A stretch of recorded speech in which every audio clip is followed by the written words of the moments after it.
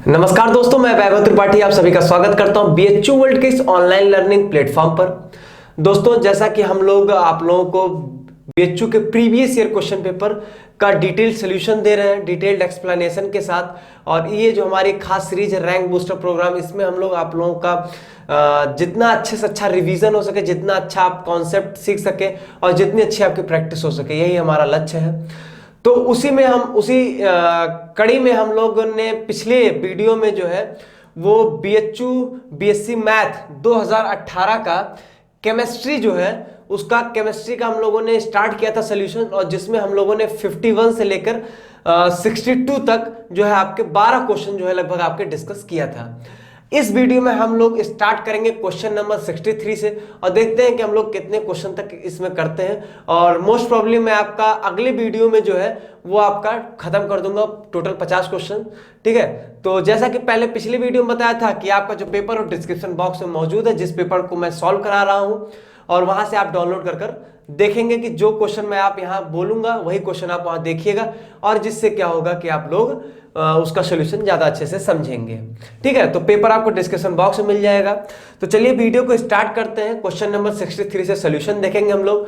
उससे पहले वही एक चीज मैं आपको बता दूं कि बीएचयू वर्ल्ड कुछ कोर्सेज को लेकर ऑनलाइन क्लासेस प्रोवाइड करता है, जिसमें आपका बीएचयू बीएससी एग्रीकल्चर है, मैथ है, बायो है, बीएससी नर्सिंग है, बीए आर्ट सोशल है, बीएलएलबी है, एलएलबी है। तो इन सभी के आपके ऑनलाइन क्लासेस आपको मिल जाएंगी, और आप अगर ज्वाइन करना चाहते हैं तो डिस्क्रिप्शन बॉक्स में जाकर वीडियो की लिंक आपको मिल जाएगी, वहां के आप थ्रू देखकर आप ज्वाइन कर लेंगे। ठीक है, तो चलिए स्टार्ट करते हैं अब हम लोग अपना पेपर।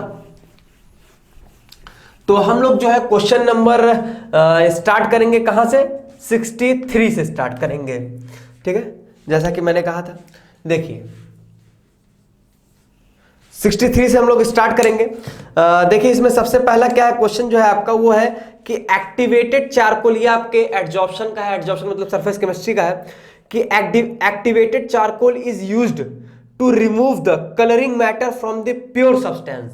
ठीक है, कह रहा है कि एक्टिवेटेड चारकोल का यूज किया जाता है किसी प्योर सब्सटेंस से कलरिंग मैटर को निकालने के लिए। ठीक है, तो ये कैसे वर्क करता है? By the bleaching, by oxidation, reduction या एडजॉर्प्शन? सीधी सी बात है, एडजॉर्प्शन के द्वारा वर्क होता है। इसमें क्या होता है कि जो कलरिंग मैटर होते हैं वो चारकोल पर क्या होते हैं? एड्सॉर्ब हो जाते हैं। ठीक है, जिसके से प्योर सब्सटेंस से कलरिंग मैटर हमारे अलग हो जाते हैं। तो सीधी सी बात है, एडजॉर्प्शन है आपका ये। ठीक है, एडजॉर्प्शन कैसा होता है? सरफेस फिनोमेना होता है, सरफेस पे होता है, बल्क पे नहीं है। जैसे एब्जॉर्प्शन है, ध्यान दीजिएगा, एब्जॉर्प्शन जो होता है सरफेस बल्क फिनोमेना होता है, और आपका जो एडजॉर्प्शन है आपका सरफेस फिनोमेना होता है। ये सरफेस पे होता है, वो बल्क में होता है। ठीक है, बात करें अगर हम लोग इसमें अगले क्वेश्चन की, that is the question number 64। Again ये आपके सरफेस केमिस्ट्री का ही है। कहता है कि the velocity of oxidation of oxalic acid by the acidified KMnO4। मतलब क्या कह रहा है कि ऑक्सैलिक एसिड का oxidation bye the acidified KMnO4। ठीक है, तो ऑक्सैलिक एसिड हम लोग लिख लेते हैं। ऑक्सैलिक एसिड क्या हो जाएगा? मतलब रिएक्शन हो रही है यहां पर KMnO4 plus oxalic acid. Oxalic acid क्या हो जाएगा? H2C2O4 आपका। ठीक है, ऑक्सैलिक एसिड क्या होता है आपका? COS। ठीक है, तो H2C2O4, और in the presence of acid मतलब एसिडिक मीडियम है तो आपका H+ आप ले लीजिए। ठीक है, तो कह रहा है कि ये किस चीज का एग्जांपल है? ठीक है, तो नहीं, आपको ये कहा कि वेलोसिटी जो है, velocity of oxidation of oxalic acid by the acidified KMnO4 increases as the reaction progress. मतलब जैसे जैसे रिएक्शन प्रोग्रेस हो रही है तो इसका जो वेलोसिटी वो बढ़ रही है इस रिएक्शन की। तो बताना ये किस चीज का एग्जांपल है? प्रमोटर का, कैटालिटिक पॉइजन का, ऑटो कैटालिसिस का, या इनहिबिटर का? ये रिएक्शन देखते हैं सब समझ में आ जाएगा। रिएक्शन को आपको लिखना आप कहां से सीखे हैं? याद करिए, रिडॉक्स में आपने सीखा। हमारे ऑनलाइन क्लास के स्टूडेंट तो वही सीखे हैं। ठीक है, देखिए क्या करना है। एसिडिक मीडियम में KMnO4 जो होता है Mn+7 यहां पर होता है, और ये कन्वर्ट होता है हमारा किसमें? Mn+2 में। ठीक है, और ऑक्सैलिक एसिड क्या करेगा? ऑक्सीडाइज करेगा। तो यहां पर आप अगर ध्यान देंगे तो यहां से जो हमारा H2C2O4 है, दैट इज द ये बन जाता है हमारा C2O4 2-, तो यहां पर आप देख सकते हैं कि कार्बन का ऑक्सीडेशन स्टेट कितनी है, देख लीजिए। तो यहां से आपका आ जाएगा +3 ऑक्सीडेशन स्टेट में है, और यहां पर कहां चला जाता है, +4 ऑक्सीडेशन स्टेट में। ठीक है, क्योंकि KMnO4 क्या होता है, ऑक्सीडाइजिंग एजेंट है, तो इसको ऑक्सीडाइज कर देता है। ठीक है, तो C2O4 2- किस में कन्वर्ट हो जाएगा, CO2 में। बाकी साइड प्रोडक्ट लिखने के हमें कोई खास जरूरत नहीं है। ठीक है, तो बेसिकली होता क्या है कि ये जो रिएक्शन है, देखिए क्या हुआ, अपने आप प्रोसीड हुआ है। ठीक है, अपने आप रिएक्शन जो है प्रोसीड हुई है। इसमें क्या होती है, जो रिएक्शन स्टार्टिंग में जो है ये बहुत स्लो रिएक्शन होती है, लेकिन जब ये प्रोडक्ट बन जाता है Mn2+, Mn2+ जो होता है वो क्या करता है, act as a catalyst, act as a catalyst. अब Mn2+ जो बना है, प्रोडक्ट जो बना, वो एज ए कैटलिस्ट काम करता है। और जैसे इन्होंने क्या कहा है कि इस रिएक्शन की वेलोसिटी, जैसे रिएक्शन प्रोग्रेस करती है तो इस रिएक्शन की वेलोसिटी बढ़ती है। सीधा सा मतलब है कि ये जो है एज ए कैटलिस्ट काम करेगा, जिसकी वजह से ये जो रिएक्शन की जो वेलोसिटी है वो बढ़ जाएगी। ठीक है, तो यहां पर आपने देखा पहले क्या था, पहले रिएक्शन जो थी हमारी, ऐसे लिख लीजिए कि रिएक्शन जब स्टार्ट हुई, रिएक्शन जब स्टार्ट हुई तो स्लो थी, लेकिन रिएक्शन प्रोडक्ट बनने के बाद, प्रोडक्ट बनने के बाद जो आपका प्रोडक्ट है वही एज ए कैटलिस्ट काम कर रहा है, वही एज ए कैटलिस्ट काम कर रहा है, जिसकी वजह से रिएक्शन की जो वेलोसिटी है वो बढ़ जा रही है। ठीक है, तो इसी को हम लोग कहते हैं ऑटो कैटालिसिस, ऑटो कैटालिसिस।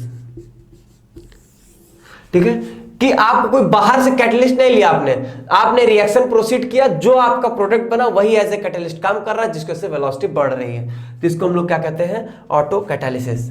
ठीक है, समझ गए आप लोग। ठीक, तो सीधी सी बात है, ये थोड़ा याद होना चाहिए, ऑटो कैटालिसिस के बारे में पता होना चाहिए कि ऑटो कैटालिसिस क्या होती है, कि रिएक्शन स्टार्टिंग में स्लो होगी, बाद में जब प्रोडक्ट बन जाएगा वही प्रोडक्ट एज ए कैटलिस्ट काम करता है, तो आपका जो रिएक्शन का जो वेलोसिटी है वो बढ़ जाती है। ठीक है, उसी को हम लोग क्या कहते हैं, ऑटो कैटालिसिस। चलिए आगे अब हम लोग इसमें देखते हैं क्वेश्चन नंबर 65। ठीक है, क्वेश्चन नंबर 65 क्या कह रहा है, कह रहा है which is more powerful to coagulate the negative colloid. ठीक है, तो ये भी क्वेश्चन आपके सरफेस केमिस्ट्री का, आप देख लीजिए, आपके सरफेस केमिस्ट्री का तीसरा क्वेश्चन है। वैसे तो एक क्वेश्चन कुछ नहीं था, एडजॉर्प्शन वाला फर्जी ही था, लेकिन 64 65 दोनों प्योर यहीं के हैं। तो which is more powerful to coagulate the negative colloid. तो आपको बताना है कौन ऐसा, कौन, जितना भी इन्होंने लिखा है, मैं ऑप्शन लिख देता हूं तभी आप ज्यादा समझ में आएगा, कि K4 FeCN6 Na3 PO4 ZnSO4 AlCl3, ये चार इन्होंने लिखा है और पूछा बताइए सबसे ज्यादा पावरफुल कौन होगा to coagulate the negative colloid. देखिए अगर हमें नेगेटिव कोलाइड को कोगुलेट करना है तो यहां पर देखिए हम लोग क्या देखते हैं, यहां पर हम लोग सबसे पहले क्या देखते हैं, हम लोग सबसे पहले हम लोग चार्ज देखते हैं। ठीक है, सबसे पहले हम लोग यहां पर चार्ज देखेंगे। ठीक है, सबसे पहले हम लोग देखेंगे कि कहां पर पॉजिटिव चार्ज ज्यादा है। ठीक है, कहां पर हमारा पॉजिटिव चार्ज ज्यादा है, और उसके बाद हम लोग देखते हैं कि आयंस कहां पर ज्यादा है। ठीक है, दो फैक्टर्स हम लोग चेक करेंगे। सबसे पहले चार्ज देखते हैं, तो यहां पर देखिए, यहां पर K के ऊपर प्लस चार्ज है, Na के ऊपर भी प्लस चार्ज आएगा, Zn के ऊपर +2 आएगा, Al के ऊपर +3 आएगा। तो सबसे पहले हम लोगों ने देखा चार्ज, मतलब पॉजिटिव चार्ज देखते हैं, तो सबसे ज्यादा किसमें, Al3+ में है। तो सीधी सी बात है, सबसे बेस्ट कोलाइड जो होगा वो आपका सबसे पावरफुल जो होगा वो यही होगा to coagulate the negative colloid. ठीक है, और अगर आपका उस चार्ज के बाद जो होता है हम लोग आयंस देखते हैं कि कहां पर ज्यादा पॉजिटिव आयंस हैं। जैसे यहां पर आपका देखिए, यहां पर क्या था, 4K+ है। ठीक है, और बाकी ऐसे आप देख सकते हैं। ठीक है, तो वो चीज तो बाद में देखते हैं, पहले तो हम लोग चार्ज ही देखते हैं। तो चार्ज जहां पर सबसे ज्यादा होगा वो सबसे पावरफुल होगा to coagulate the negative colloid. ठीक है, तो इस तरीके से आप ध्यान दीजिएगा, पहले चार्ज देखेंगे देन आयंस देखेंगे। नहीं तो कुछ लोग क्या करते हैं सीधे जहां पे ज्यादा नंबर ऑफ पॉजिटिव आयंस है उसको देख के टिक कर देंगे, जैसे K4 एफिशिएंसी इसको टिक कराएंगे, क्या कहेंगे कि वहां पर सबसे ज्यादा पॉजिटिव आयंस था तो नेगेटिव कोलाइड के सबसे पावरफुल कोआगुलेट करेगा। नहीं, पहले आप चार्ज देखिए कहां पर चार्ज ज्यादा है, तो Al3+ है आपका, ठीक है, वो K+ ही रहेगा।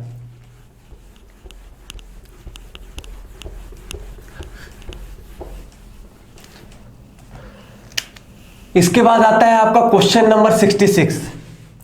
क्या कहता है, ये कहता है doping of silicon with the boron leads to the N type semiconductor, P type semiconductor, metal insulator. तो ये सब क्वेश्चंस तो आप लोग फिजिक्स में भी पढ़े ही होंगे, इसमें कुछ नहीं कह रहा है, कह रहा है अगर हम लोग सिलिकॉन में डोपिंग कर देंगे किसकी, बोरॉन के साथ, ठीक है। तो देखिए सिलिकॉन हमारा क्या होता है, एक प्योर सेमीकंडक्टर होता है, उसमें आप बोरॉन की डोपिंग कर रहे हो, ठीक है। क्या कर रहा है, doping of silicon with boron.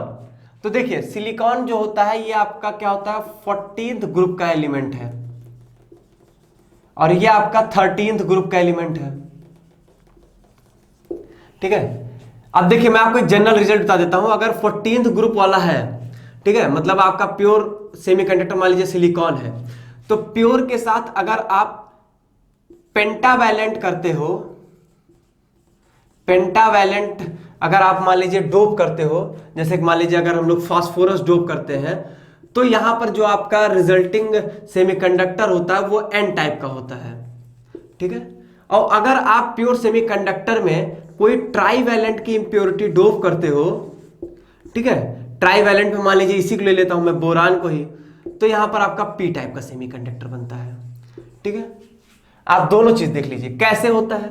देखिए सिलिकॉन में क्या होगा, सिलिकॉन जो होता है, सिलिकॉन में क्या होगा, एक सिलिकॉन से अगर आप देखोगे तो 4 बॉन्ड बने होंगे, ठीक है, इस तरीके से कोवैलेंटली बॉन्डेड होंगे, ठीक। एक सिलिकॉन 4 सिलिकॉन से इस तरीके से बॉन्डेड होगा, क्योंकि इसके आउटर मोस्ट शेल में कितने हैं, 4 इलेक्ट्रॉन्स हैं। अब देखिए अगर मान लीजिए कोई पेंटावैलेंट इंप्योरिटी आती है, जैसे फास्फोरस हो गया, तो उसके बैलेंस शेल में कितने इलेक्ट्रॉन है, 5 है। 5 होंगे तो 4 तो बॉन्ड बना लेंगे, ठीक है, अगर आप इसके साथ डोप करते हो। लेकिन एक क्या होगा, एक फ्री इलेक्ट्रॉन रहेगा, और फ्री इलेक्ट्रॉन जो होगा वो आपके पूरा ऐसे मूव करता रहेगा। तो इस वजह से आपका कैसा बन जाएगा, एन टाइप सेमीकंडक्टर बन जाएगा। ऐसे ही अगर आप ट्राईवैलेंट इंप्योरिटी मान लीजिए डोप करते हो, तो ट्राईवैलेंट क्या होगा, वो तो मान लीजिए कि आपका 3 ही बॉन्ड बना पाएगा, ठीक है। और यहां पर बनाने कितने हैं, आपको 4 बॉन्ड बनाने हैं, ठीक है, 4 बॉन्ड बनाने हैं, बना 3 ही बॉन्ड रहा है। तो क्या होता है कि आपका क्या होता है कि यहां पर एक होल क्रिएट हो जाता है। जैसे देखिए क्या होता है, जैसे मान लीजिए सिलिकॉन है, तो सिलिकॉन के आपके टोटल 4 बॉन्ड बनने हैं, ठीक है, दूसरा सिलिकॉन यहां जुड़ा हुआ है। अगर यहां पर अब बोरान आ जा रहा है तो मान लीजिए इससे आपका 3 बॉन्ड बन जाएगा, तो चौथा बनने के लिए क्या होता है कि यहां से आपका एक होल क्रिएट हो जाएगा, ठीक है, तब यहां पर इससे चौथा बॉन्ड बन पाएगा। तो एक होल क्रिएट होता है, ये आपके पूरे मान लीजिए जो भी आपका पूरा एक स्ट्रक्चर रहेगा उसमें ये मूव करता रहेगा, तो ये क्या बन जाएगा, आपका पी टाइप का सेमीकंडक्टर बन जाएगा, ठीक है। तो बस यही सी बात है।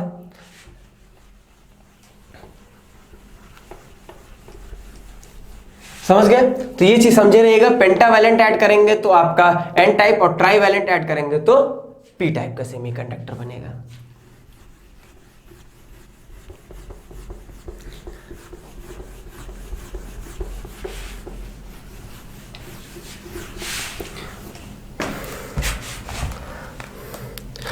चलिए अगला क्वेश्चन हम लोग देखते हैं। अगला क्वेश्चन कह रहा है कि which of the following concentration parameter is not affected by the change in the temperature. Question number 67 कह रहा है कि बताइए ऐसा कौन सा कंसंट्रेशन पैरामीटर है जो कि टेम्परेचर द्वारा अफेक्ट नहीं होता है। ये मैं आपको बार बार अपने जो हमारे ऑनलाइन क्लास के स्टूडेंट देख रहे हैं उनको मैं बार बार ये चीज कहता था कि ये बहुत इंपॉर्टेंट चीज है आपकी, ठीक है।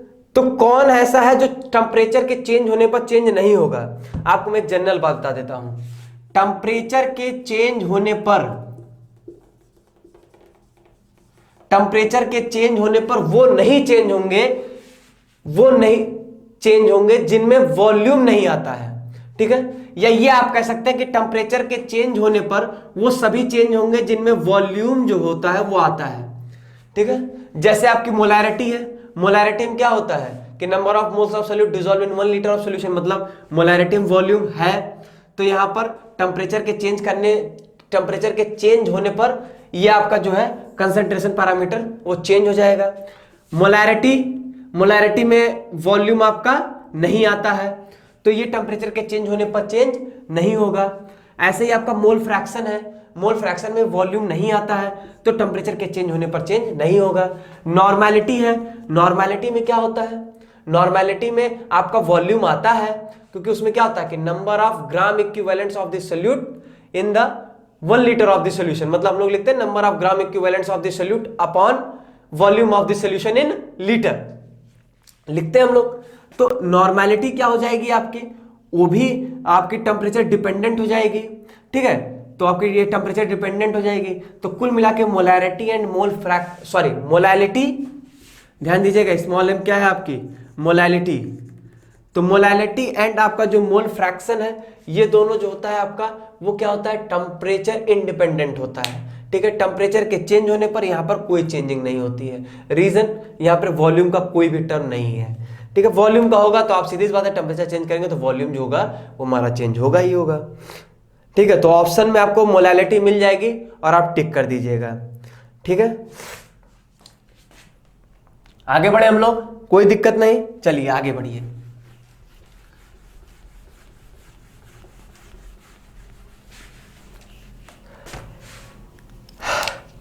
आगे बढ़ते हैं, क्वेश्चन नंबर 68 करते हैं।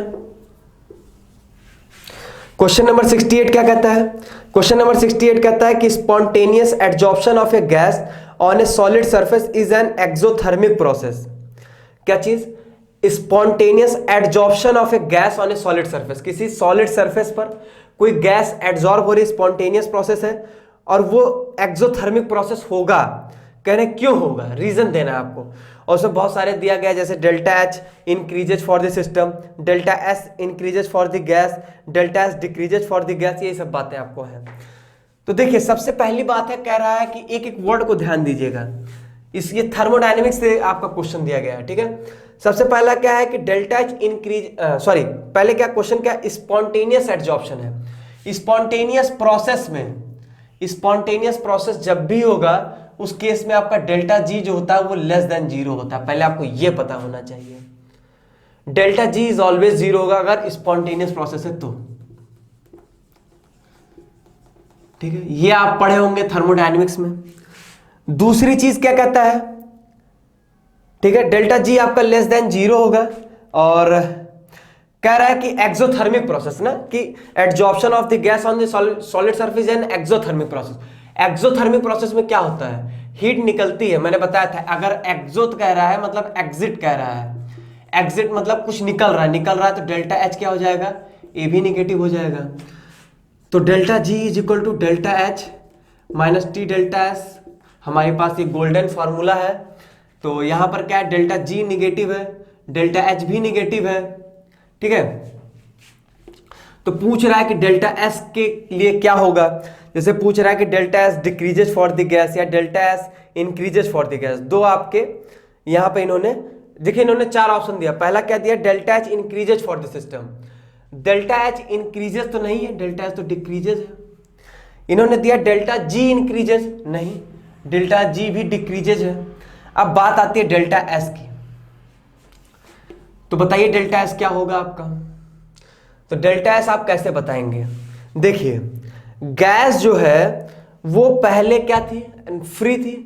जब फ्री गैस होगी तो वो रैंडमली मूव करेगी, ठीक है, उसका रैंडमनेस ज्यादा होगा, इंटरमॉलिक्यूलर फोर्स ऑफ अट्रैक्शन बहुत कम होंगे मॉलिक्यूल्स के बीच में, रैंडमनेस ज्यादा होगी। लेकिन जैसे वो गैस पे एडजॉर्ब हो जाएगी, एडजॉर्ब होने के बाद उसकी रैंडमनेस क्या हो जाएगी, कम हो जाएगी, उसकी रैंडमनेस कम हो जाएगी। जैसे आप इधर उधर घूम रहे हैं पूरे फील्ड में, आपको क्लास में बैठा दिया गया तो क्या है, आपकी रैंडमनेस कम कर दी गई है। तो यहां पर क्या होता है, डेल्टा एस जो होता है आपका वो लेस देन 0। डेल्टा एस क्या, रैंडमनेस आपके मतलब एंट्रोपी जो है आपकी क्या हो जाएगी, घट जाएगी। तो डेल्टा एस आपका क्या हो जाएगा, लेस देन 0। तो लेस देन 0 से नहीं मतलब आपको जो लिखा है ऑप्शन में कि delta S decreases for the gas, ठीक है। तो गैस के लिए क्या होगा, एंट्रोपी जो होगी उसकी वो घट जाएगी, ठीक है। इस तरीके से आप यहाँ पे कर सकते हैं। ठीक है, तो आपने ऑप्शन चेक किया, डेल्टा जी लेस देन 0 पाए, डेल्टा एच लेस देन 0 पाए और डेल्टा एस भी आपकी घट रही है। आप लेस देन 0 से अच्छा होगा लिखिए कि एंट्रोपी जो हो रही है आपकी वो डिक्रीजेज, मतलब वही होगा लेकिन तब भी इस तरह लिखी जा सही है। ठीक है, चलिए 68 हो गया हमारा। अब हम लोग यहां पर 69 डिस्कस करते हैं। एक मिनट पानी पी लो।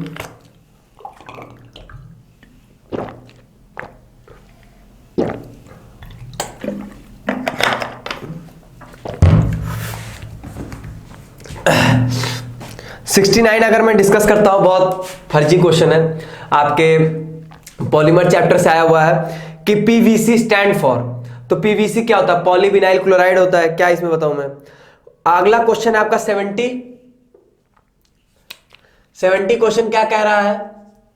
70 क्वेश्चन कह रहा है which of the following does not fall in the category of carbohydrate. 4 option दिया, कह रहा है बताइए कौन सा कार्बोहाइड्रेट नहीं है। बताता हूं इसके बारे में थोड़ा मैं सही से, थोड़ा सा आपका कार्बोहाइड्रेट में रिवाइज करा दूंगा।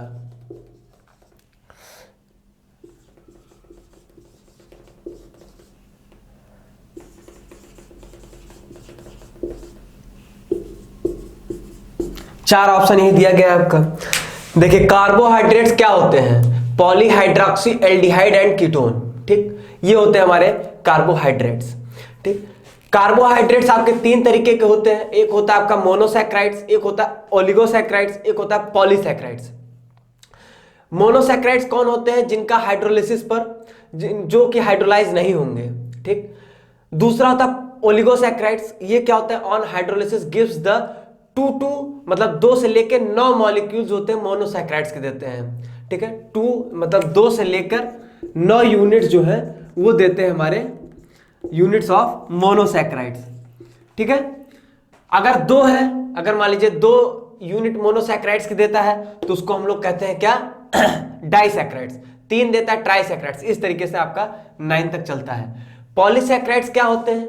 जो कि very large number of units of monosaccharides देते हैं, उनको हम लोग क्या कहते हैं? उनको हम लोग पॉलीसैक्राइड्स कहते हैं। ठीक है, ऑन हाइड्रोलिसिस। बात करते हैं अगर हम लोग सबसे पहले, जैसे मान लीजिए इसमें मैं उठाता हूं आपका स्टार्च और सेल्यूलोज, ये दोनों जो है आपका, ये आपका क्या है? पॉलीसैक्राइड्स है। ठीक है, ये दोनों क्या है? आपके पॉलीसैक्राइड्स है। ठीक है, पॉलीसैक्राइड्स। स्पेलिंग देख लीजिएगा, मैं भी गलत हूं। ठीक है, पॉलीसैक्राइड्स ये हो जाएगा आपके ये दोनों। तो निश्चित तौर पे ये कैसे हमारे कार्बोहाइड्रेट है। ठीक है, और इसमें आपका अल्फा डी ग्लूकोज होता है, यहाँ पर बीटा डी ग्लूकोज होता है। और ग्लूकोज जो है आपका कार्बोहाइड्रेट है ही, क्योंकि वहां पर आपका क्या बताया था मैंने कि आपको पॉलीहाइड्रोक्सी एल्डिहाइड कीटोन होना चाहिए, वो आपका है ही ग्लूकोज में।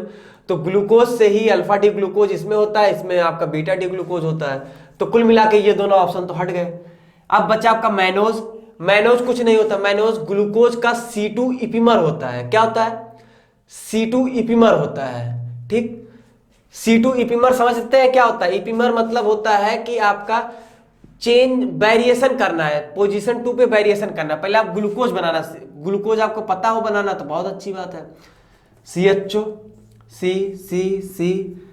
4 5 6 CH2OH। ठीक,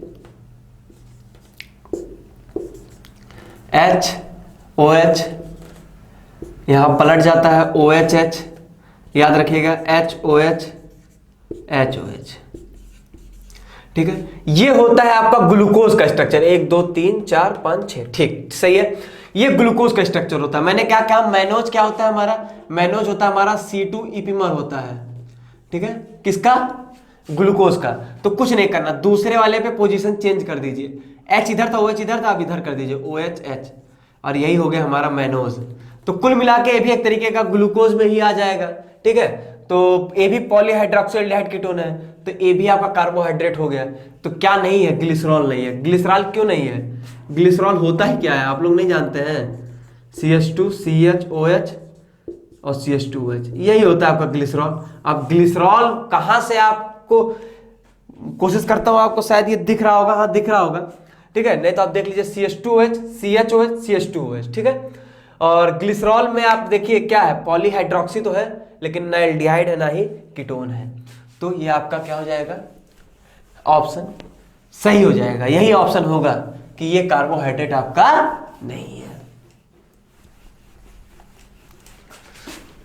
तो छोटे छोटे क्वेश्चंस हैं तो जल्दी हो जा रहे हैं। अभी किसी में अगर मान लीजिए किसी क्वेश्चन में ज्यादा कॉन्सेप्ट बताना होगा तो मैं वहीं पर आपका समय लूंगा, बाकी छोटे छोटे क्वेश्चंस होंगे जल्दी ही गुजर जाएंगे आपके। अब अगला क्वेश्चन भी आपका इजी ही है, कहता है कि इथाइल अल्कोहल का ऑक्सीडेशन कराएंगे जब, इथाइल अल्कोहल का ऑक्सीडेशन पर क्या बनेगा। ठीक है, इथाइल अल्कोहल की ऑक्सीडेशन करने पर क्या बनेगा। इथाइल अल्कोहल क्या हो गया, CH3 CH2OH। इससे आसान क्वेश्चन क्या आएगा, इसका ऑक्सीडेशन करेंगे तो CH3 CH2 बनेगा। इसमें क्या सोचना है, प्राइमरी अल्कोहल ऑक्सीडेशन पर एल्डिहाइड बनाते हैं, सेकेंडरी अल्कोहल कीटोन बनाते हैं, टर्सरी अल्कोहल भी कीटोन ही बनाते हैं ऑक्सीडेशन करने पर। इसमें क्या बताना है बताइए। तो CH3 CH2 ऑप्शन में टिक कर दीजिए। आगे आता है आपका पैरासीटामॉल। पैरासीटामॉल क्या है, ये आपको मिल जाएगा कहां पर, केमिस्ट्री इन एवरीडे लाइफ जो आपका पेपर चैप्टर है वहां पर ये आपको मिल जाएगा पैरासीटामॉल। देखिए पैरासीटामॉल जो होता है वो इन्होंने ऑप्शन दिया एंटीबायोटिक, एंटी मलेरियल, एंटीपायरेटिक या सल्फा ड्रग। तो ये जो होता है आपका एंटीपायरेटिक होता है, एंटीपायरेटिक, एंटीपायरेटिक और एनाल्जेसिक होता है। ठीक है, एंटीपायरेटिक और एनाल्जेसिक होता है। ठीक है, जो हमारा पैरासीटामॉल होता है वो हमारी बॉडी को टेम्परेचर, हमारी बॉडी टेम्परेचर को लो करता है। ठीक है, जब हमारे बॉडी टेम्परेचर ज्यादा होता है ड्यूरिंग द फीवर। ठीक है, तो इसीलिए इसको हम लोग क्या कहते हैं, एंटीपायरेटिक, और इसको हम लोग एनाल्जेसिक भी कहते हैं। मतलब पैरासीटामॉल जो होता है एनाल्जेसिक और एंटीपायरेटिक दोनों होता है। ठीक है, अब एंटीबायोटिक नहीं हो सकता था भाई, क्योंकि एंटीबायोटिक क्या करता है, ये एंटीबायोटिक जो होता है बैक्टीरियल इन्फेक्शंस को किल करने के लिए होता है। ठीक है, वो चीज ये चीज नहीं करता। तो पैरासीटामॉल के लिए दो चीजें याद रखिएगा, एंटीपायरेटिक और एनाल्जेसिक। ठीक है, देखिए मैं एक्सप्लेनेशन ज्यादा जिसमें मतलब आप बात करोगे कॉन्सेप्चुअल चीजों पे ही ज्यादा समय दे सकते हैं। इसमें क्या दे, सब तो आप लोग याद है तो याद है, नहीं याद है नहीं याद है, या थोड़ा बहुत दिमाग लगाएंगे तो कर सकते हैं। अगला 73वां क्वेश्चन 73 कहता है कि which of the following does not give the positive test with the Tollens reagent. Tollens reagent के साथ ऐसा कौन सा है जो पॉजिटिव टेस्ट नहीं देगा। सबसे पहले आपको यह पता होना चाहिए कि टॉलेंस टेस्ट होता क्या है, तब ना आगे बात कर पाएंगे। देखिए टॉलेंस टेस्ट के लिए पहले आपको यह पता होना चाहिए कि टॉलेंस का रिएजेंट क्या था। तो देखिए जो टॉलेंस रिएजेंट था वो था अमोनिकल सिल्वर नाइट्रेट, जब क्या था NH4OH plus AgNO3, ammoniacal silver nitrate, या इसको हम लोग इस तरह भी लिखते हैं AgNH3 का होल ट्वाइस और ये पॉजिटिव चार्ज। ठीक है, इस तरीके से कॉम्प्लेक्स के फॉर्म में भी लिखते हैं हम लोग। और इसी को जो इसका जो टेस्ट होता है इसी को हम लोग क्या कहते हैं, इसमें हम लोग का एक ब्लैक सिल्वर मिरर भी बनता है तो उसको हम लोग सिल्वर मिरर टेस्ट भी कहते हैं। तो आप जैसे कि मान लीजिए कि आप कोई भी जैसे मान लीजिए कि आपने क्या किया कि मान लीजिए कि आपने कोई, देखिए जो आपका टॉलेंट टेस्ट होता है, ये टॉलेंट टेस्ट जो होता है वो सिर्फ एल्डिहाइड्स देते हैं। ठीक है, कौन देता है, सिर्फ एल्डिहाइड्स देते हैं, और एल्डिहाइड्स में आपके एलिफैटिक और एरोमेटिक दोनों देंगे। ठीक है, मतलब आपका RCHO और ARCHO दोनों आपके देंगे।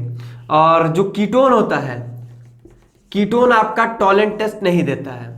ठीक है, कीटोन आपके जो है वो टॉलेंट टेस्ट नहीं देते हैं। ठीक, पहली चीज ये हो गया। आज जैसे मान लीजिए RCHO जो होगा, जब इसको आप टॉलेंस रिएजेंट डालेंगे तो ये कन्वर्ट हो जाता है RCOO माइनस में और प्लस ट्वाइस ऑफ Ag मिल जाता है हमें, और यही हम लोग कहते हैं ब्लैक सिल्वर मिरर। ठीक है, इसी को हम लोग कहते हैं। तो क्या बताया मैंने कि टॉलेंट टेस्ट इंपॉर्टेंट बात ये वाली है कि देते कौन है, तो देते हमारे हैं एल्डिहाइड्स देते हैं, एलिफैटिक और एरोमेटिक दोनों, मतलब RCHO ARCHO दोनों दे देंगे। कीटोन्स हमारे नहीं देते हैं। लेकिन एक बात याद रखिएगा, एक बात याद रखिएगा, जो बताना बहुत ही इंपॉर्टेंट है आप लोगों को। इसको मिटाता हूं मैं कि ठीक है एल्डिहाइड और कीटोन देते हैं, लेकिन अल्फा हाइड्रोक्सी कार्बोनिल्स देते हैं। अल्फा हाइड्रोक्सी कार्बोनिल्स होते हैं वो टॉलेंस टेस्ट आपका जो है वो देते हैं। ठीक है, टॉलेंस रिएजेंट डालेंगे तो टॉलेंस टेस्ट आपको देंगे। अल्फा हाइड्रोक्सी कार्बोनिल से आपको कंफ्यूज कैसे करेगा? मान लीजिए आपसे पूछता है कि CH3 CH2 COOH बताइए, ऐसे लिख दिया उसने, पूछा कि बताइए क्या ये आपका टॉलेंस टेस्ट देगा, तो आप कहोगे नहीं सर, एसिड कैसे दे देगा? आप बताओ एल्डिहाइड देता है, कीटोन भी नहीं देता, एसिड कैसे दे देगा? दे देगा। देखिए ये है ही नहीं ऐसे, ये है ही नहीं ऐसे, ये आपको सिर्फ बेवकूफ बनाया गया। ये क्या है आपका, देखिए देखिए मैं आपको दिखाता हूं, ये चीज ऐसे है ही नहीं, जैसा आपको दिख रहा है वो ये ऐसा नहीं है। जैसे कि ये है आपका बेसिकली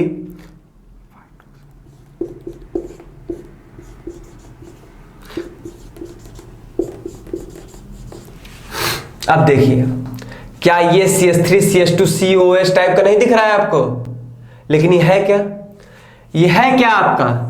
ये क्या है आपका? Alpha hydroxy carbonyl. ये आपका अल्फा कार्बन हो गया, अल्फा से लगा है हाइड्रोक्सी, और ये कार्बोनिल, अल्फा हाइड्रोक्सी कार्बोनिल है ये। और अल्फा हाइड्रोक्सी कार्बोनिल जो होते हैं वो टॉलेंस टेस्ट देते हैं। तो आपको लिखेगा, ये आपको लगेगा एसिड है, लेकिन एसिड रहेगा ही नहीं वो। ठीक है, तो थोड़ा सा ध्यान दीजिएगा कि अल्फा हाइड्रोक्सी कार्बोनिल जो होते हैं वो टॉलेंस टेस्ट दे देते हैं। ठीक है, यही तो रीजन है। आप ध्यान दोगे कि ग्लूकोज जब आप पढ़ते हो बायोमोलिक्यूल्स में, तो आप क्या कहते हो कि ग्लूकोज एंड फ्रक्टोज दोनों टॉलेंस टेस्ट दे देते हैं। कैसे दे देते हैं? फ्रक्टोज कैसे देते हैं? तो कीटोन होता है, उस वक्त कीटोन फंक्शनल ग्रुप होता है, लेकिन देता है ना। तो देख लीजिए अल्फा हाइड्रोक्सी कार्बोनिल्स देते हैं। ठीक है, इसी वजह से। तो अगर इतनी बात हो गई तो मेरे हिसाब से अब आंसर भी आ ही जाना चाहिए। आंसर में तो इतना दिमाग भी नहीं लगाना पड़ेगा, इसमें बस एल्डिहाइड कीटोन लगाइए कि एल्डिहाइड देगा कीटोन नहीं देगा। तो इन्होंने एसीटोन लिखा है, तो फोर्थ ऑप्शन जो है आपका वो आपका सही हो जाएगा, क्योंकि एसीटोन तो नहीं देगा। ठीक है, कीटोन है, नहीं देगा वो। चलिए अगला क्वेश्चन देखते हैं हम लोग। क्वेश्चन नंबर 74 क्या कहता है? Formaldehyde and ammonia react to produce. देखिए ये रिएक्शन आपको याद नहीं होगी तो नहीं कर पाएंगे।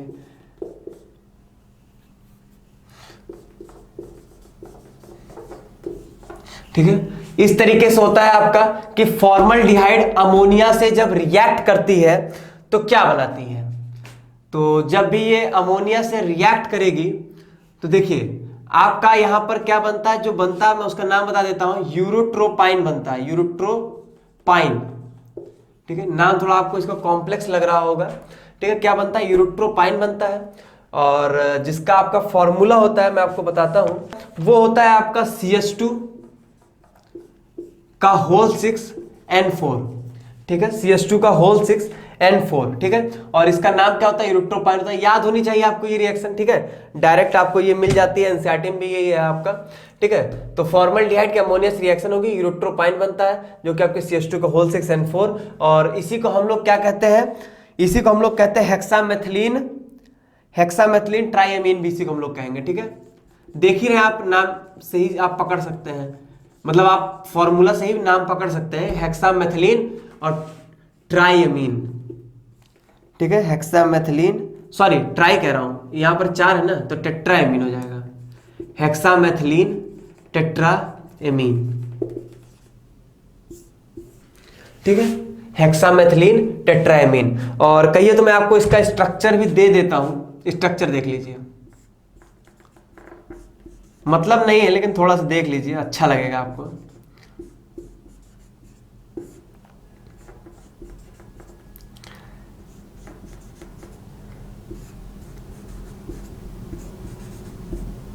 ये है आपका स्ट्रक्चर, CH2 का होल 6N4। ठीक है, देख लीजिए स्ट्रक्चर, N पे लोन पेयर लगा दीजिएगा हर जगह। ठीक है, इस तरीके से आपका स्ट्रक्चर बनता है यूरोट्रोपाइन या हेक्सामेथिलीन टेट्राएमीन का। ठीक है, तो नोट कर लीजिए ये क्वेश्चन आपका। और उसके बाद हम लोग चलते हैं क्वेश्चन नंबर 75। 25 क्वेश्चन हमारे डन हो जाएंगे। 75वां क्वेश्चन में तब तक पढ़ता जो तक हम नोट करिए। कहता है maleic acid and fumaric acid क्या होते हैं। तो अगर आपको पता होना चाहिए पहले से ही, आप ये सब तो जानते होंगे स्ट्रक्चर मैलेइक एसिड और फ्यूमेरिक एसिड का। मैलेइक एसिड ऐसे हम लिखते बोलते भी है cis maleic acid, trans fumaric acid. और सिस ट्रांस क्या होते हैं? ज्योमेट्रिकल आइसोमर्स होते हैं। क्या होते हैं? ज्योमेट्रिकल आइसोमर्स होते हैं। तो सीधा सीधा आप आंसर टिक कर देंगे। ठीक है, तो मैं बना भी देता हूं एक बार, क्या ऐसा क्या दिक्कत। ठीक है, सिस मैलेइक एसिड और इसी को बना लीजिए ट्रांस में, तो ये फ्यूमेरिक एसिड आपका बन जाएगा।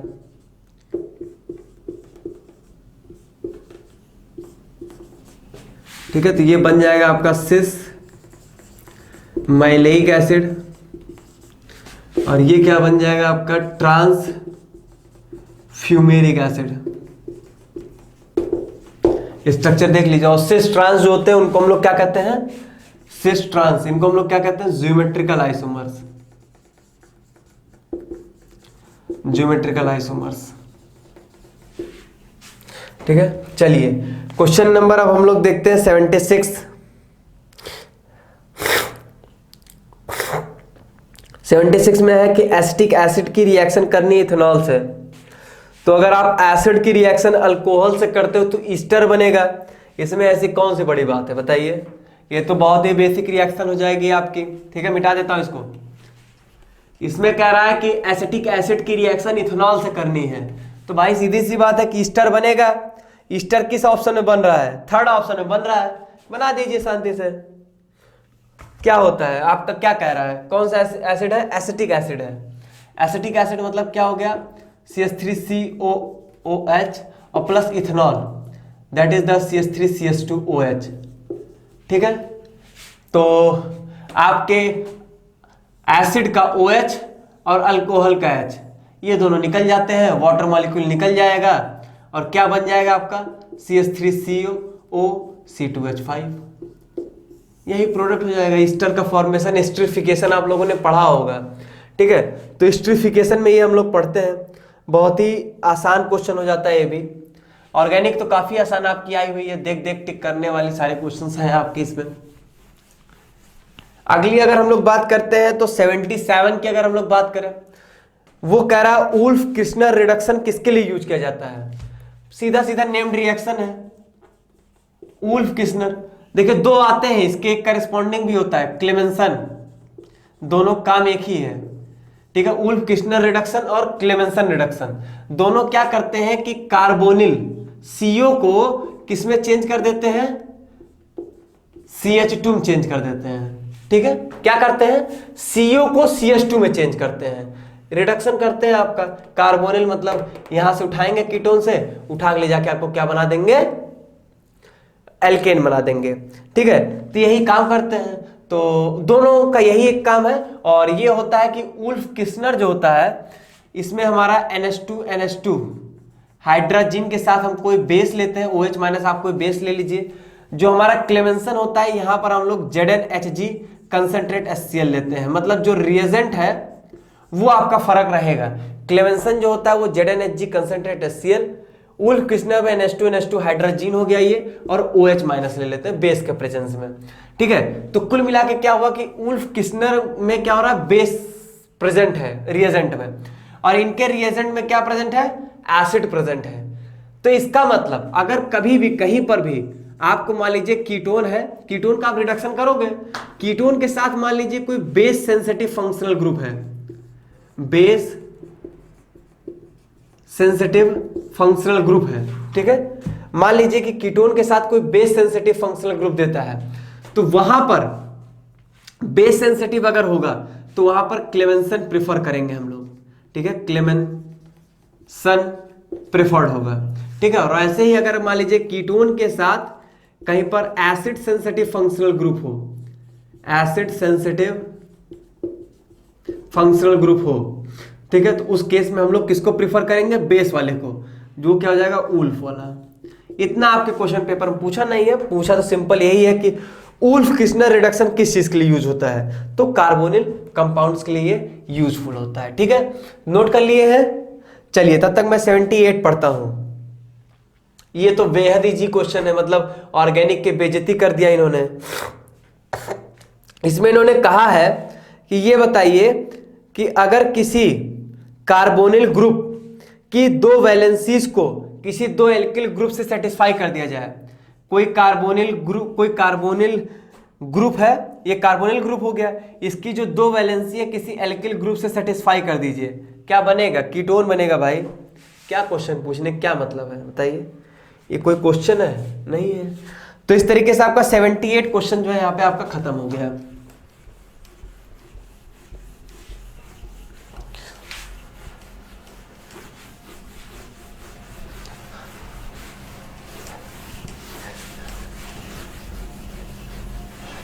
आइए अब हम लोग अपना अगला क्वेश्चन देखते हैं, जो कि है आपका क्या 79 क्वेश्चन।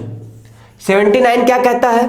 79 कहता है कि जब दो मॉलिक्यूल्स ऑफ यूरिया को हीट करेंगे, मतलब NH2CO NH2 plus NH2CO NH2, इसको हीट करेंगे तो क्या बनेगा? तो जो हमारा प्रोडक्ट बनता है वो कैसे बनता है मैं आपको पहले बता दूं कि इसमें होता क्या है कि आपका एक NH3 मॉलिक्यूल जो है वो निकल जाता है। ठीक है, एक आप यहां से इस तरीके से कर सकते हैं, इस तरीके से आपका NH3 मॉलिक्यूल जो यहां से निकल जाएगा एक, और जो आपका प्रोडक्ट बनता है वो बनता है NH2CO NHCO NH2। ठीक है, इस टाइप का आपका एक मॉलिक्यूल बनेगा। ठीक है, और जो इसका नाम होता है, अगर मैं इसका आपको नाम बताऊं तो इसका नाम हो जाता है आपका जो सेकंड ऑप्शन आप में दिया गया है, दैट इज द बायूरेट। ठीक है, आपको याद होना चाहिए, इसको हम लोग बायूरेट कहते हैं। तो इसका और कोई अल्टरनेटिव सॉल्यूशन नहीं, इसमें मैं आपको कुछ समझा भी नहीं सकता हूं। ठीक है, इसमें आपको कुछ और समझाया भी नहीं जा सकता है, और यही हो जाएगा आपका। ठीक है, इसको हम लोग क्या कहते हैं? बायूरेट कहते हैं। ठीक, तो दो मॉलिक्यूल्स ऑफ यूरिया को हीट करने पर हमारा क्या बनता है? बायूरेट बनता है। चलिए आगे देखते हैं। अगला जो है 80 वाला क्वेश्चन, वो है थोड़ा सा ठीक बताने लायक, लेकिन वो भी आपका बहुत ही आसान पड़ेगा। वो भी 80 क्वेश्चन देख लीजिए क्या है। 80 में क्या है कि पूछता है कि by which reaction formaldehyde is converted into the methyl alcohol. Formaldehyde को हमें कहाँ कन्वर्ट करना है? मिथाइल अल्कोहल में। सीधी सी बात है, आपको दिख रहा है कि रिडक्शन हो रहा है। ठीक है, तो इसमें इन्होंने प्रोसेस दिया है जैसे aldol reaction, Wolff Kishner reaction, Cannizzaro reaction, इस तरीके से उन्होंने ऑप्शन दिया है। तो उल्फ किस्नर तो नहीं होगा, ठीक है, क्योंकि वो तो सीधे एल्केन बना देता है। ठीक है, कार्बोनिल का CO को सीधे जो है वो ले जाके एल्केन ही बना देता है, तो उसकी तो हम बात ही नहीं कर सकते। एल्डोल में ऐसा कुछ रिडक्शन वाला काम होता नहीं है। ठीक है, तो कहां से ये जाएगा? वो होता है आपका कैनिजारो। देखिए कैनिजारो, देखिए एल्डोल इसी वजह से नहीं होता क्योंकि एल्डोल में अल्फा हाइड्रोजन मस्ट प्रेजेंट होना चाहिए, वो यहाँ पर है नहीं, तो 0 अल्फा हाइड्रोजन है यहाँ पर। तो कैनिजारो की कंडीशन को सेटिस्फाई कर रहा है। कैनिजारो क्या कहता है? 0 अल्फा मतलब अल्फा हाइड्रोजन नहीं होना चाहिए। तो HCHO बेस की प्रेजेंस में, बेस आपका कैसा होना चाहिए? स्ट्रॉन्ग एंड डाइल्यूट बेस होना चाहिए आपका। तो क्या होगा? HCHO के दो मॉलिक्यूल हम लेंगे, एक मॉलिक्यूल जो होगा वो हमारा ऑक्सीडाइज कर जाएगा और एक मॉलिक्यूल जो है हमारा रिड्यूस हो जाएगा, दैट इज द CH3OH में। ये रिड्यूस हो रहा है और यहां से ये आपका ऑक्सीडाइज हो रहा है। ठीक है, दोनों प्रोसेस आप अच्छे से समझ सकते हैं। अच्छा, यहीं पर मान लीजिए कि अगर हम लोग अलग अलग एल्डिहाइड लिए होते, मान लीजिए अगर ले लेते, मान लीजिए अगर अभी हम लोग यहाँ पर एक लिए होते PHCHO और एक HCHO, दोनों के पास अल्फा हाइड्रोजन नहीं है तो कैनिजारो रिएक्शन नहीं देंगे। मान लीजिए मैंने बेस ले लिया OH-। ठीक है, इसमें क्या होगा? इस केस में क्या होगा? इस केस में देखिए क्या होगा कि जो आपका बल्कि है वो रेड्यूस होगा। लिख लीजिए यहां पर, इंपॉर्टेंट है आपका आंसर देने के लिए, बल्कि वाला जो होगा वो रेड्यूस हो जाएगा। ठीक है, तो बल्कि ये है PHCHO रेड्यूस हो जाएगा किसमें? PHCH2OH में, और ये ऑक्सीडाइज हो जाएगा जो हल्का है, क्या बन जाएगा? HCO-। ठीक है, तो याद रखिएगा बल्कि रिड्यूस होता है और स्मॉलर वाला क्या होगा, ऑक्सीडाइज होगा, लिख लीजिए।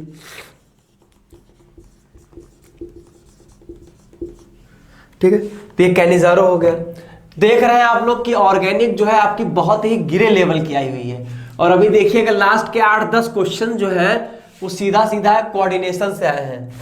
आपके 2018 में बहुत बड़ी बात थी, याद रखिएगा 2018 में यही होता है, ये लोग कभी भी कुछ भी कर सकते हैं कि कोऑर्डिनेशन कंपाउंड से इन्होंने आपके 8 से 9 क्वेश्चंस डाल दिए थे। लास्ट में है सब एक तरफ से ही है। ठीक है, अभी सब डिस्कस करूंगा मैं आपसे।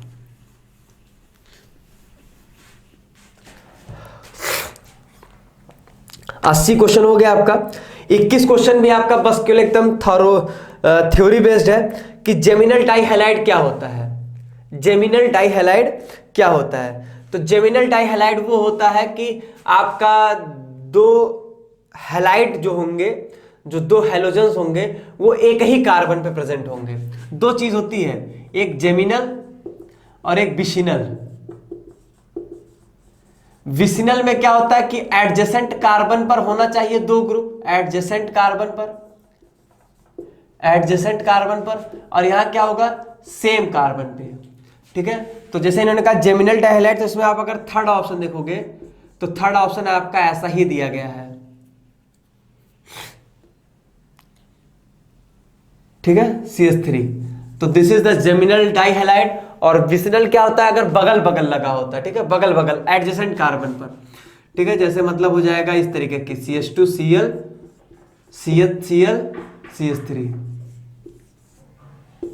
ये क्या हो जाएगा आपका, ये विसिनल हो जाएगा। ठीक है, ये जेमिनल हो गया और ये विसिनल हो गया। विसिनल क्या होता है, एडजेसेंट होता है। जेमिनल क्या होता है, एक ही पर होता है। अगला फिर एक थ्योरेटिकल क्वेश्चन है, और ये क्वेश्चन है आपका क्या, मैं यहीं पर करता हूं, मिटाने की जरूरत भी नहीं पड़ेगी, कि which one of the following is used an anti knock in the petrol fuel. Anti knocking reagent पढ़े हैं आप लोग कि नहीं पढ़े हैं? Anti knocking reagent, anti knocking reagent क्या करता है? एंटी नॉकिंग रिएजेंट ये करता है कि एक्सेस कंबशन से प्रिवेंट करता है, to prevent from the excessive combustion of, from the excessive combustion of fuel, लिख लीजिए, कोई भी फ्यूल होगा, मान लीजिए पेट्रोल यहां पर है तो बात ही अलग है। तो ये जो होता है ये आपका होता है tetra ethyl lead, that is the ET4PB। ठीक है, टेट्रा इथिल लेड आपका होता है। ठीक है, टेट्रा इथिल लेड ET4PB आपका ऑप्शन कौन सा है, ये आपका पहला है। ठीक है, tetra ethyl lead ET4PB, note कर लीजिएगा ये सब कहीं। ठीक है, ये सब तो मेमोरी बेस्ड क्वेश्चंस आ जाते हैं आपके। अगला फिर आपका बेहद ही गंदा क्वेश्चन दिया गया है, और वो क्या है आपका, ग्लिसरॉल क्या होता है। अब बताइए, इसको मिटा दें? चलिए, आगे पूछा इन्होंने ग्लिसरॉल क्या होता है, तो मैं इसको सॉल्व ही नहीं करूंगा। ग्लिसरॉल का स्ट्रक्चर अभी मैं बनाया था, कहां पर बनाया था, जब मैं कार्बोहाइड्रेट का एग्जाम्पल वाला क्वेश्चन कर रहा था, तो वहीं पर मैंने आपको ग्लिसरॉल्डिहाइड बनाया था। तो ग्लिसरॉल्डिहाइड होता क्या है, क्या होता है वो, उसमें ट्राईहाइड्रिक अल्कोहल है ना। आप देखिए इन्होंने वही लिखा भी है, ट्राईहाइड्रिक अल्कोहल। ठीक है, स्ट्रक्चर आपने देखा ही था, चलिए एक बार और देख लीजिए, CH2OH CHOH CH2OH, this is the glycerol.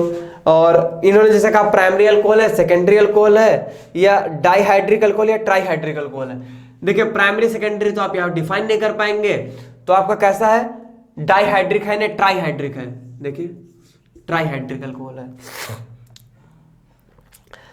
इसके बाद जो है आपका क्वेश्चन जो है वो 84 से जो है, और ये आपका आगे पूरा 84 से लेके 100 तक, तो ये मैं आपको नेक्स्ट वीडियो में कर देता हूं। इस वीडियो की लेंथ आपकी लगभग 50 मिनट के ऊपर, 1 घंटे के आसपास हो चुकी है, तो इसमें और ज्यादा ना खींचते हुए मैं, क्योंकि इसके बाद की जो क्वेश्चंस है वो थोड़ा बहुत आपको मुझे ज्यादा समय देना पड़ेगा उन सब क्वेश्चंस में। तो मैं ये निश्चित है कि उस 84 क्वेश्चन से लेके आपका 100 क्वेश्चन जो अगले वीडियो में खत्म ही कर दूंगा, 84 से 100 इन द नेक्स्ट वीडियो। ठीक है, इसके लिए आप हमसे क्या होंगे, कनेक्ट रहिए। और अगर आपको वीडियो अच्छा लगा हो तो वीडियो को लाइक कर दीजिए, शेयर करिए और कमेंट बॉक्स में जरूर आप बताइएगा कि आपको वीडियो कैसा लगा। अगर आपको खराब लगा, नहीं समझ में आया, ये भी बताइएगा, ठीक है, ताकि मैं अपने अंदर उसको सुधार कर सकूं। ठीक है, तो यही सब बातें थी और उम्मीद करता हूं आपको अच्छे समझ में आया होगा। जो चीज जैसा बताएगा फॉलो करिए और निश्चित तौर पे आपको ये सब हेल्प करेगा एग्जाम में। तो आज के लिए बस इतना ही, बहुत बहुत धन्यवाद।